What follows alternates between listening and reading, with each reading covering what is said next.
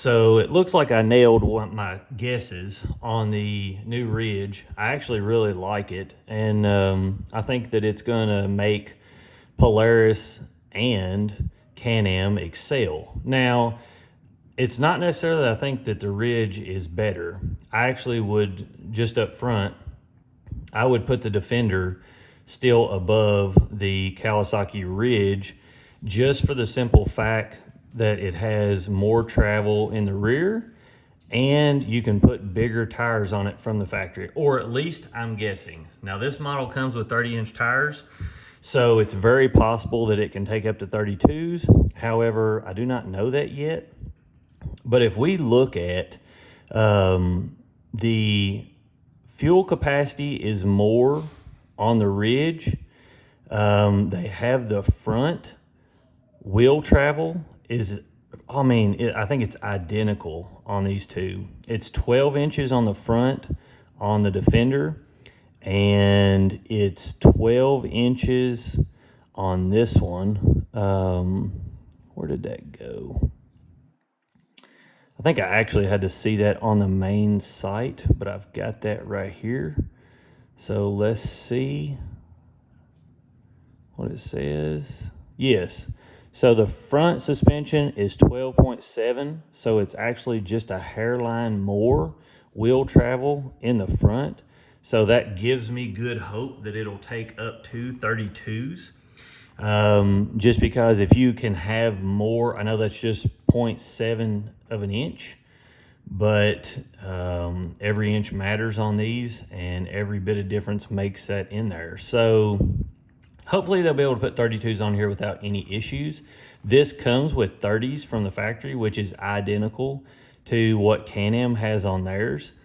Now in the rear, you can look right here and it's 10.1 inches of travel. So I'm not really sure why they had to drop the suspension travel on those two down to 10 inches. But if we look at them here, other than that, both of them come with 14-inch wheels on them. I actually really like this little light bar that they put on the Ridge. I like the front bumper that's on it.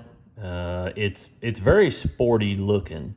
I do think that the Defender is a much classier looking machine, and this to me is kind of mixing sport with farming, but it's not super sporty. And yes, this has more horsepower. A lot of you are going to get hung up on the horsepower and that it's a 4-cylinder.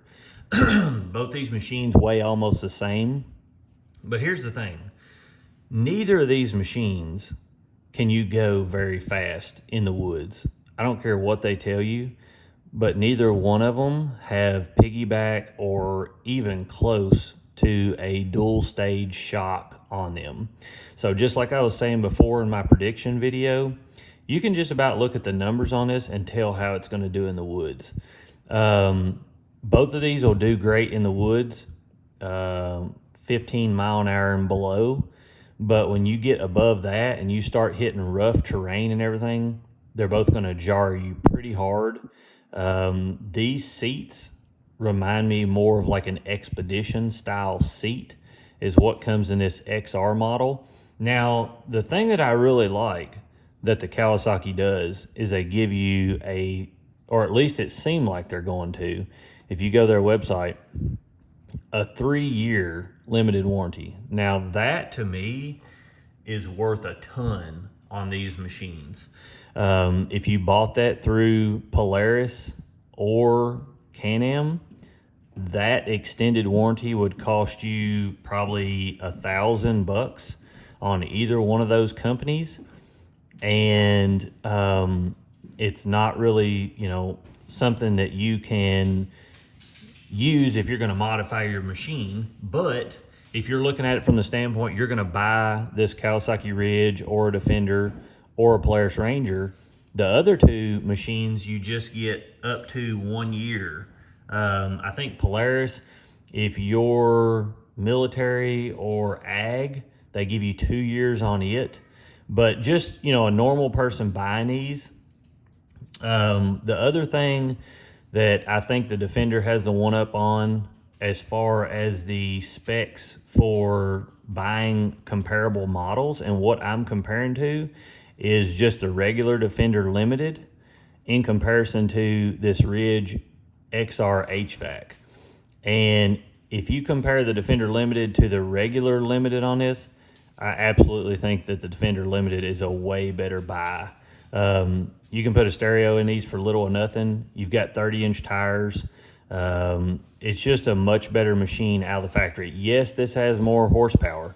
This will actually outrun this also. The top speed limit on this is about 74 mile per hour, whereas this will run about 67, 66, maybe 70 mile an hour, but it will not run 74 mile an hour. And this will probably have a much faster drag race. Like if you're drag racing these two, the weight is almost identical. I think it's roughly 2,000 pounds. I think this is a hairline heavier. And I don't know where that's at, if it's in the frame or what. But if we look at the weight, this is 1,976 pounds. And this is 2,066 pounds on the Ridge XR HVAC. Another thing to me, and I'm not sure what the turning radius is on this. For some reason, Can-Am doesn't show their turning radius. But what I was going to do is show you the Polaris Ranger in this also, in this stack up. But I wanted to show these two first to kind of talk about them. But the turning radius on this is 15 feet, I think, to fully turn it around, which is a pretty big turning radius. If you look at the Polaris Ranger, I think that its turning radius is like 13.3 feet. Now, this is the other thing. So if I was putting these in order, honestly, I think that you would have the Can-Am Defender on top. And this probably make a lot of you mad, but I think that the Kawasaki Ridge would actually, the XR model would actually be a better trail machine than the Polaris Ranger. And the reason I say that is because if you get the Ranger XP 1000 North Star Ultimate Edition, its ground clearance is 13 inches because it runs 29-inch tires. And a lot of these, if you put a true 30-inch tire on it, you'll get rub at some spots. But definitely if you went to a 32, you would get rub on these. You cannot install 32s on these. And then if you look at the suspension travel on this, you're looking at 10 inches in the front and 10 inches in the rear. And I've owned multiple of these units. They're great units. I've owned multiple Defenders. They're great units also. All newer ones, if you haven't looked at my channel, I've got a blue million things on these.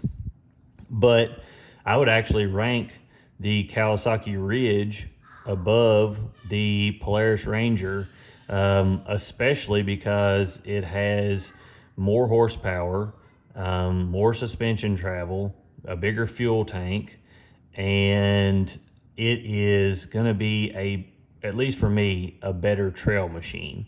Now, as far as farming, that's going to be personal preference, because if you're using it for farming, it's really going to depend on what you're doing with it as far as do you trail ride some or not.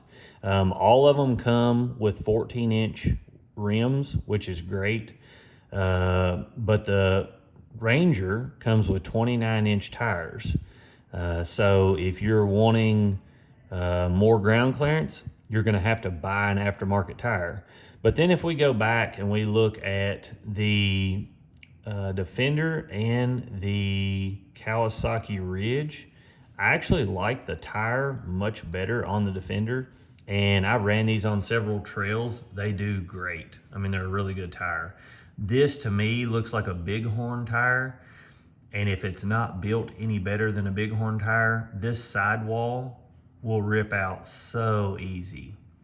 Now, like I said, I haven't drove these, but I just wanted to give you guys some statistics to look at. Now, as far as your interior, this new Kawasaki Ridge has some really nice features in it. I really like that they've got that new Garmin tread system in there, and we can look at that.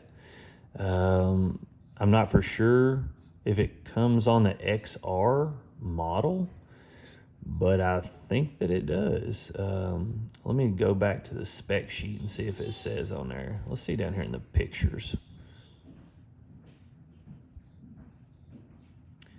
So this photo here just shows the dash in it, which is extremely nice. That is a much nicer dash than what comes in the Ranger or the Defender by a long shot. It looks like you can visibly see it very well.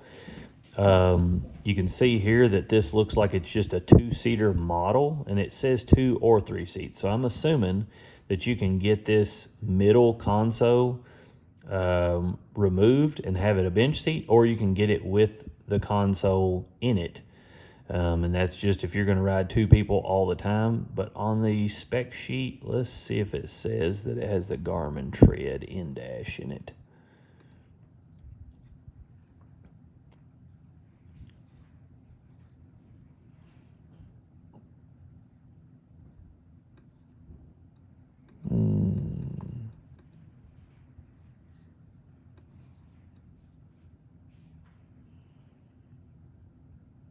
And you can go and look at all these specs yourself.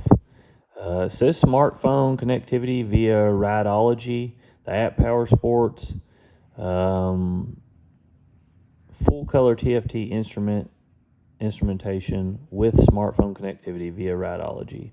So I think that is for your regular instrument cluster, which shows like your speed and things like that. So I am not sure if this model comes with it, but I did see a guy on YouTube that said the model of this one will run, that Kawasaki's limited it to 74 mile per hour, and the other limited is allowed to go 68 mile per hour.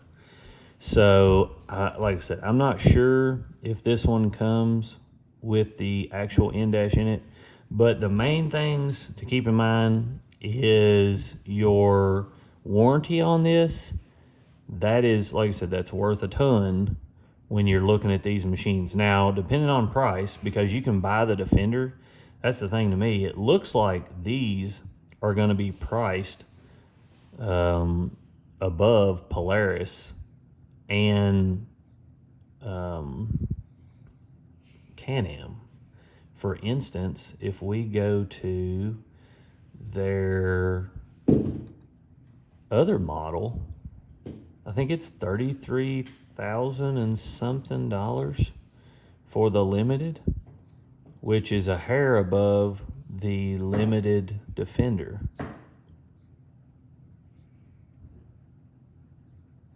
Deluxe, Limited. So see, they down the horsepower in this one also. That's why it's limited to 68 mile per hour. But if you look here, it's 33,499. So it's kind of placed between Polaris and Can-Am on price. You do get a better warranty with this. I personally do not think that this, I don't know, something about it looks a little bit chintzy to me, but I guess we'll see it in person. Now, this model comes with 27s on it, and it's, like I said, the littler motor. If I was going to buy one in my position, I always buy the best one that they've got. So I would want the one that has more horsepower, faster top end. But like I said, if I was going to place these in order, I still think the Defender is on top.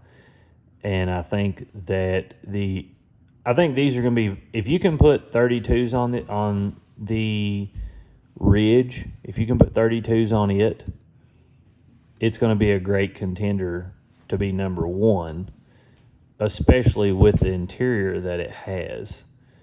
If you can't put 32s on it and you've got to modify it, the reason I say that is because that's a pretty extensive deal to have to switch the A-arms and all that. Also, you've got less suspension travel in the rear, which is huge, especially 2 inches difference.